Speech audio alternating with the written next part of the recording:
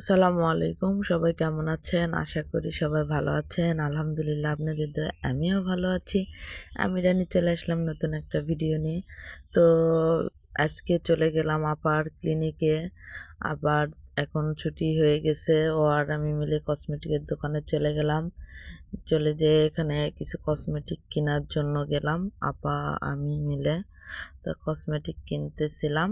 আমরা সবসময় লিটন ভাইয়ের দোকানে কসমেটিক কিনি। তো শীতের কিছু কেনাকাটা আর মেয়ের জন্য ফেস ওয়াশ এগুলো আর কি কেনাকাটা করতেছিলাম। আর এই কসমেটিকের দোকানেই সবসময় কসমেটিক কিনি আমরা। তো এই তো এখান থেকে সোজা চলে যাব বাসায়। অনেকক্ষণ হলো চলে আসছি, মেয়েদেরকে রেখে আসছি বাসায়। ছোটোটাকে প্রাইভেটে রেখে আসছি আর বড়টা তো স্কুলে আছে, এখনও যায় নাই।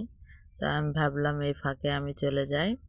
তো মেন উদ্দেশ্য যাওয়ার জন্য আমি অফিসে গেছিলাম সেজন্য। তা আপার ছুটি হয়েছে সেজন্য আপাকে নিয়ে একসঙ্গে কসমেটিকের দোকানে কসমেটিক কিনতেছিলাম। তো এগুলো দেখেও অনেকের সহ্য হয় না, কি বলবো আপনাদেরকে। অনেকে জ্বলে এগুলো কেনার জন্য। অনেকে বলে যে স্বামী বিদেশ চলে গেছে, বিদেশি টাকা দিয়ে শুধু কসমেটিক কিনেই সব কিছু শেষ করে দেয়। হচ্ছে টাকাগুলো সব শেষ করে দিচ্ছে। মানে মনে হয় কি ওই যে একটা শিল্লক আছে না, মায়ের চেয়ে মাসির দরদ বেশি। একদম সেম টু সেম এরকম হয়েছে আমার, বুঝছেন? যে আমি কিছু কিনলে এটা মানুষের জ্বলে। মানে আমার কিছু যায় আসে না আর তাদের যায় আসে। আমার স্বামীর কিছু যায় আসে না, কিন্তু তাদের অনেক কিছু যায় আসে যে তার টাকা সব শেষ করে দিতেছে। তো এটাই হচ্ছে, মানে কি বলবো আপনাদেরকে, বলার কোনো ভাষা নাই। আমাদের এখানকার মানুষজনের এমন মানে অবস্থা যে হিংসা করে কি লাভ পায় বলেন? আমার তো এরকম মনে হয় না যে কেউ কিছু কিনলে সেটাই তো ভালো। কিন্তু আমার শ্বশুরবাড়ির লোকজন মানে অন্যরকম, কি বলবো আপনাদেরকে, বলা উচিত না কিন্তু তারপরেও বলতে হয়। তো এই তো এখন হচ্ছে রান্না করব, ঝালের পোলাও রান্না করব। মানে আমাদের নওগাঁর ঐতিহাসিক ঝালের পোলা বলে আর কি, এইভাবেই রান্না করা হয়। তো ঝালের পোলা রান্না করতেছি। আর ছোট মেয়ে বলতেছে, আম্মু কি করতেছো তুমি? আমি কই ঝালের পোলা রান্না করতেছি মা। তো বলতেছে তো সেই জন্যই আমি ঘ্রাণ পাচ্ছিলাম আম্মু, বলতেছে। আমি বলছি তাই নাকি, রান্না না বসাতে ঘ্রাণ পাচ্ছিল? বলছে হ্যাঁ। তো এই তো রান্না শেষ করব, রান্না শেষ করে তারপরে খাওয়া দাওয়া করব। রান্না হচ্ছিল এ ফাঁকে আবার তাসফিয়া দেখতেছি ও হচ্ছে করতেছে, ব্যায়াম করতেছে।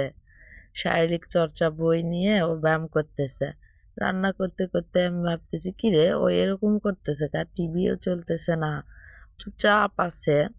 তো আমি রান্নাটা মানে ঠিকঠাক বসাই দিয়ে মানে দেখি যে ও ব্যায়াম করতেছে। আমি তো অবাক, ও বই দেখে দেখে ব্যায়াম করতেছে। পরে আমি ভাবলাম ওর ভিডিওটা আপনাদের মাঝে শেয়ার করি। তো যে দেখি ও ব্যায়াম করতেছে, তো ওর ভিডিও নিচ্ছিলাম। ওই যে বই সামনে রাখছে, বই সামনে রেখে তারপরে ও হচ্ছে ব্যায়াম করতেছে। দেখেন কেমন করে করে বইয়ের যেমন করে দেখাচ্ছে ও তেমন করেই করতেছে, ব্যায়াম করতেছে। আর বলতেছে এই হচ্ছে আমার ভাগ্নিকে বলতেছে, এই তোরাও ব্যায়াম কর, তোর শরীর ভালো হবে, ভালো থাকবে, শরীর ভালো থাকবে, ব্যায়াম কর। আমি কইতে তোমার শরীর আছে, দেখো তোমার কেমন তুমি চিকন। বলছে না শরীর চর্চা করতে বলছে, না শরীর চর্চা করতে হবে।